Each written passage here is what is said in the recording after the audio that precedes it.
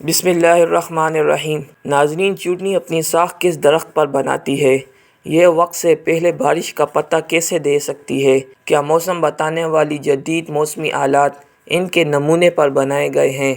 اکثر آپ نے دیکھا ہوگا کہ چوٹیاں راستے میں چلتے وقت ایک دوسرے کے پاس رک جاتی ہے اور منہ سے منہ جوڑ لیتی ہے۔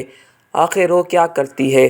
قرآن مجید فرقان حمید میں چوٹنی کا ذکر اللہ رب العزت نے کس طرح ارشاد فرمایا، یہی آج کی ہماری ویڈیو کا موضوع ہوگا، اور آج ہم آپ کو چوٹنی کے حوالے سے انتہائی دلچسپ اور حیرت انگیز معلومات فراہم کریں گے۔ ناظرین، چوٹنی ایک اہم معاشرتی مکوڑا ہے جو تقریباً دنیا کے ہر حصے میں پائی جاتی ہے۔ یہ عشرات الارض کے خاندان سے تعلق رکھتی ہے۔ بھیڑیں اور مکھیاں بھی اسی قبیل سے تعلق رکھتی ہے۔ چوٹیاں تقریباً 1,10,00,000 یا 1,30,00,000 سال قبل بھیڑ نما اجداد سے تعلق رکھتی ہے۔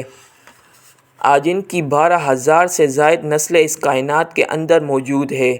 ان کو ان کے سر پر لگے 2 اینٹیناز اور مخصوص جسمانی ساخت کی بدولت بآسانی پہچانا جا سکتا ہے۔ انتہائی منظم بستیاں بناتی ہیں۔ حجم اور رقبے کے لحاظ سے کافی بڑی اور لاکھوں پر محیط ان کی بستیاں ہوتی ہے۔ بانجھ ماداؤں کو ضرورت کے مطابق ذمہ داریاں دی جاتی ہے، جس میں نگرانی سے لے کر مزدوری تک ہر طرح کے کام شامل ہوتے ہیں۔ تولیدی صلاحیت رکھنے والے نر کی بھی الگ الگ گروہ بندی کی جاتی ہے۔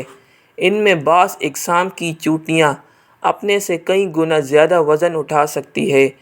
چوٹنی دنیا کے اندر پائی جانے والی واحد مخلوق ہے جو اپنے جسم کے وزن سے کئی گنا زیادہ وزن اٹھا سکتی ہے۔ ان کی بعض نسلیں خود سے 100 گنا زیادہ وزن اٹھانے کی طاقت رکھتی ہے۔ چوٹیاں کا شمار دنیا کی مشقت کرنے والی مخلوقات میں کیا جاتا ہے۔ ان کی بعض نسلیں ایسی موجود ہیں جن کی آنکھیں نہیں ہوتی۔ زیادہ تر چوٹیاں پانی میں 20 سے 24 گھنٹے تک زندہ رہ سکتی ہے۔ کچھ چوٹیاں ایسی ہیں جن کو نئی نسل پیدا کرنے کے لیے نر کی ضرورت نہیں ہوتی۔ چوٹیاں سونگھنے کے لیے اپنے اینٹینوں کا استعمال کرتی ہے اور صفائی کا بھی خاص خیال رکھتی ہے۔ چوٹیوں کی کالونی ملکہ کے قدم سے قدم چلتی ہے اور ایک ملکہ کی عمر 30 سال سے طویل ہو سکتی ہے۔ اس کے برعکس مادہ ورکر چوٹیاں 1 سے 3 سال تک زندہ رہتی ہے، جبکہ نر چوٹیوں کی عمر کچھ ہفتوں تک ہی محیط ہوتی ہے۔ ان کی پسندیدہ خوراک میٹھا ہے، خاص کر شکر۔ ناظرین، چوٹنی عشرات الارض میں سے وہ خوش قسمت مخلوق ہے جس کا ذکر قرآن مجید فرقان حمید میں بھی موجود ہے، اور چوٹنی کے نام سے بھی پوری ایک سورت سورہ نمل قرآن مجید میں موجود ہے۔ سورہ نمل کی آیت 17، 18 اور 19 میں اللہ رب العزت نے ارشاد فرمایا، سلیمان کے سامنے ان کے تمام لشکر جنات اور انسان اور پرند میں سے جمع کیے گئے۔ ہر قسم کی الگ الگ درجہ بندی کر دی گئی۔ جب وہ چوٹنیوں کے میدان میں پہنچے تو ایک چوٹنی نے کہا، اے چوٹنیوں، اپنے اپنے گھروں میں گھس جاؤ، ایسا نہ ہو کہ بے خبری میں سلیمان اور اس کا لشکر تمہیں رون ڈالے۔ اس کی اس بات سے حضرت سلیمان علیہ السلام مسکرا کر ہنس دیے اور دعا کرنے لگے کہ اے پروردگار، تو مجھے توفیق دے کہ میں تیری ان نعمتوں کا شکر بجا لاؤں جو تو نے مجھ پر انعام کی ہے، اور میرے ماں باپ پر، اور میں ایسے نیک اعمال کرتا رہوں جن سے تو خوش رہے۔ مجھے اپنی رحمت سے نیک بندوں میں شامل کر لے۔ ناظرین، اگر طوفان یا زلزلہ آنے والا ہو تو گھوڑا اپنے کان گھمانے لگتا ہے۔ اسی طرح بارش سے پہلے چوٹیاں بھی اپنا کھانا اکٹھا کر لیتی ہے، اور یہ بھی جس جگہ سیلاب یا طوفان آنا ہو وہاں سے جانور پہلے سے ہی ہجرت کر جاتے ہیں۔ مختصر بات یہ ہے کہ اللہ رب العزت نے تمام جانوروں میں عجیب و غریب خصوصیات رکھی ہے جن کو دیکھ کر انسانی عقل دنگ رہ جاتی ہے۔ قرآن کی سورہ محمد میں اللہ رب العزت نے ارشاد فرمایا، کیا لوگ قرآن میں غور نہیں کرتے یا ان کے دلوں پر تالے لگے ہیں؟ قرآن مجید پر غور کرے تو آپ کو پتہ چلتا ہے کہ چوٹیاں چلتے ہوئے منہ سے منہ لگا لیتی ہے۔ آج سے کئی صدیاں پہلے اللہ تعالیٰ نے حضرت سلیمان علیہ السلام کے دور میں چوٹنی کو قوت عطا کی۔ کیسے حضرت سلیمان علیہ السلام کے لشکر کے آنے کی خبر ہو گئی اور وہ اپنی ساتھی چوٹنیوں سے کہنے لگی کہ اپنے اپنے بلوں میں گھس جاؤ، ایسا نہ ہو کہ تم سلیمان کے لشکر کے نیچے روندی جاؤ۔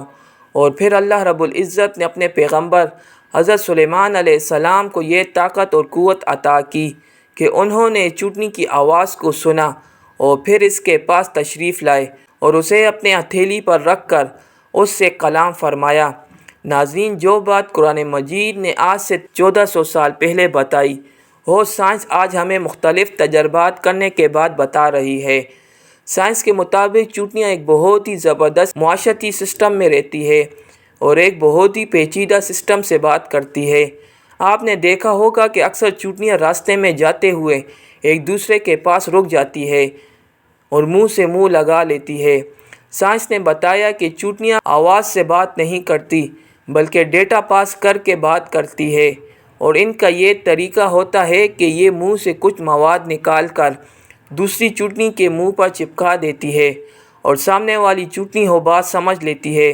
یہ تو اکثر دیکھا گیا، مگر یہ بات جان کر آپ حیران ہوں گے کہ جس طرح موبائل فون میں انفینیٹ سسٹم ہوتا ہے جس کے ذریعے ایک فون سے دوسرے فون میں ڈیٹا ٹرانسفر کیا جاتا ہے، یعنی دونوں فونز کو جوڑ کر ٹرانسفر کیا جاتا ہے، جس طرح بلوٹوتھ ہے، چوٹیاں اس سسٹم کے تحت ایک دوسرے سے بات کرتی ہے۔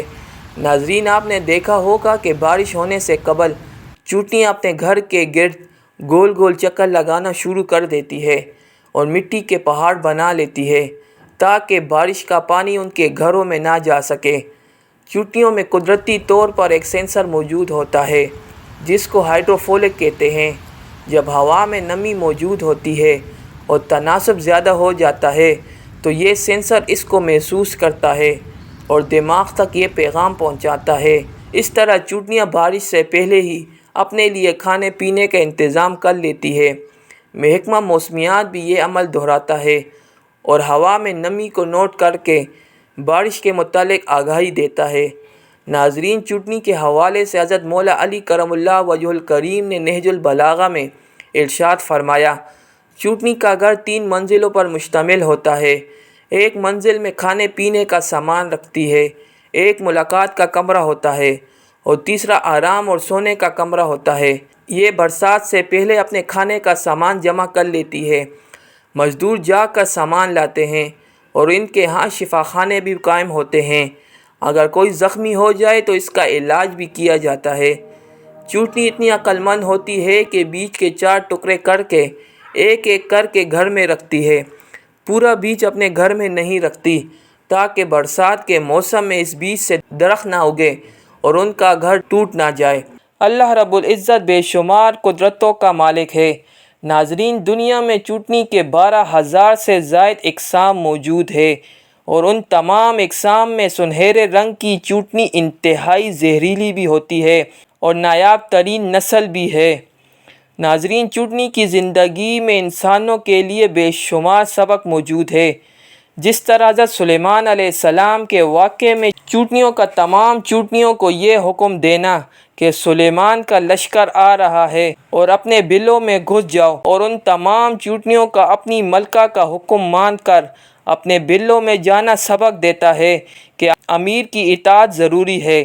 اگر امیر کی اطاعت نہ کی جائے تو کسی فوج کے پاؤں کے نیچے روندے جانے کا ڈر رہتا ہے۔ اسی طرح چوٹنی ایک متحرک جانور ہے جو محنت کرتا ہے اور اپنے آنے والے وقت کے لیے سوچتا ہے۔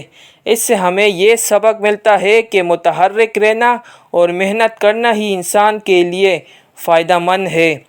اسی امید کے ساتھ آج کی معلومات آپ کو ضرور پسند آئی ہوگی۔ ویڈیو پسند آنے کی صورت میں ویڈیو کو لائک کرنا مت بھولیے اور اسے اپنے دوستوں کے ساتھ ضرور شیئر کیجیے۔ جزاک اللہ۔